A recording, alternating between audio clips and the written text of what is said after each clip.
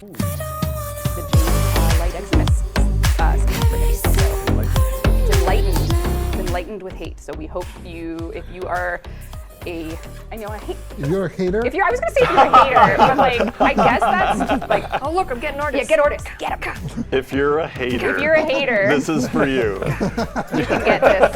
Yeah. So there will be a new hate skin that you can farm in the upcoming Jade Shadows update. And if you're a hater, just like what Steve said, then you will want to farm the new skin. And you would want to try out this build, which makes playing the melee weapon fun while rocking the new enlightened hate skin. The hate melee can only be farmed through killing the stalker, which will be invading you in a mission. So if you haven't got the melee yet, then you still have time to skill a couple of bosses in star chart missions and aggro the stalker to spawn in your mission. If you need an easy boss fight, then the sergeant is your guy in Phoba's assassination. Just run the mission, tap the boss with your finger, extract, and repeat the process. The hate is a top tier melee weapon right now because it has its evolved form that you can farm from Steel Path to Viri Circuit once it's back on the weekly rotation. After installing the incarnate adapter, you can increase the lethality of the weapon, as its evolved form will give it a boost in damage, and it gets a special attack wherein forward and neutral combos will launch one spectral blade toward the crosshair that explodes on impact. You also get 3 different perks, and in my case, I added the Swordsman's Flourish to get 30 bonus damage and increase the combo count chance per hit. This will be very useful as we will be using a combination of fast and heavy attack with this build. Then the Swift Break perk, that increases heavy attack wind-up speed because again, this hate build uses heavy attacks to kill enemies quite often. And finally, Subtle Force will give the weapon more critical chance and status chance perfect for red crit and bleed. Now there are 2 variations for this build. One is equipping condition overload and the other one is the raw damage setup, which uses the prime pressure point mod. If you have a Dariga or a Sister Hound with the hint of stabilizer, then the build will be better with a condition overload setup since the companion will allow you to spread status most of the time. The Dariga Sentinel paired with the Hellstrom weapon and the Duplex Bond mod allows you to spread status effectively to multiple enemies. The same goes with the Sister's Hound that can spread multiple statuses using its synergized Prospectus mod that not only inflicts electric but also those statuses that you have equipped in your normal Hound weapon. It gets better since Manifold Bond allows the synergized Prospectus to be used often as it cuts down the cooldown timer of the mod every time you kill enemies that are inflicted with 3 or more statuses. Then add the Momentous Bond that adds another random status to enemies after killing an Eximus unit. Between Dariga and the Sister's Hound, I think the latter is better given on how effective and how many statuses it can spread in one proc of its synergized Prospectus ability. Then we are using a melee combo, which means we can also take advantage of the Prime Pack Leader that grants overguard to our companion per melee hit. This allows our companion to have better survivability in Steel Path and Beyond levels, allowing you to make good use of it instead of getting annoyed that it gets down most of the time.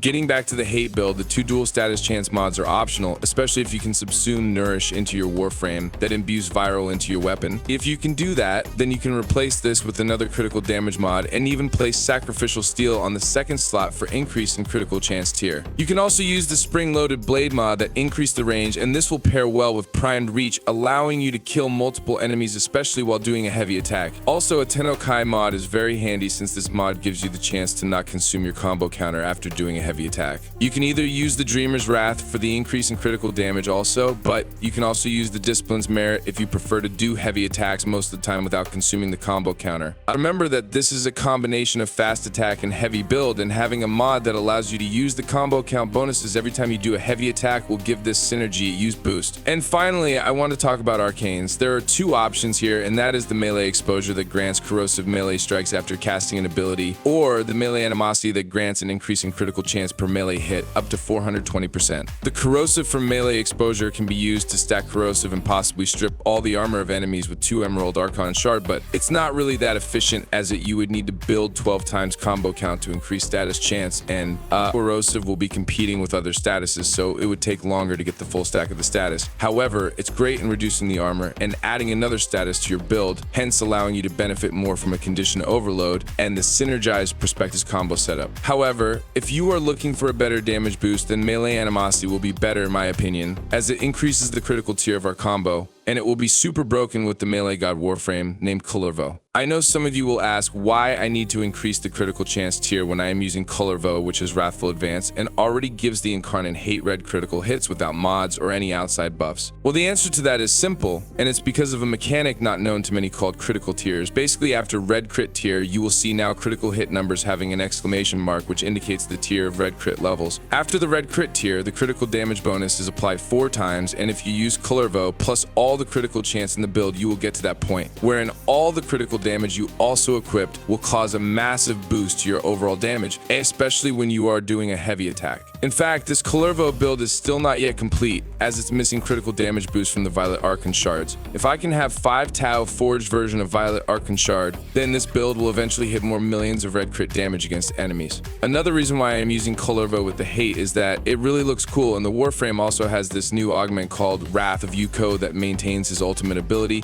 Remember that his ultimate will give you combo count per hit, and you can use this to build up combo counter or even maintain it without any combo duration in the build. It works pretty well with the heavy attack also, as it just will take a couple seconds to get to 12 times combo again and do another heavy attack. The general gameplay of this build is just cast his 4th ability, then just use hate with either the fast attack or the heavy attack by pressing Wrathful Advance to kill them. Lastly, the Eclipse ability is not necessary for this build, and I was using this Helminth ability in the past to increase the damage of my Exadiate Contagion build. However, Digital Extremes messed up the damage boost of Eclipse on its Helminth version, and it's nowhere near as its past version. But I still keep Eclipse in my build because surprisingly it gives the Warframe good survivability, especially in running Mission Solo and Steel Path and Beyond levels. The 75% damage reduction pairs well with adaptation. Not to mention that before damaging the health, enemies must get rid of Kullervo's Overguard first, which you can easily maintain with the help of his recompense ability. So there you have it, a perfect build for all the haters in Warframe. I hope that you will enjoy this build in the upcoming Jade Shadows update, and be sure to check back later as I have more interesting builds for the upcoming update that you might want to check out. Thank you so much for watching, and we hope to see you again in our next video. Squad Leader, signing off.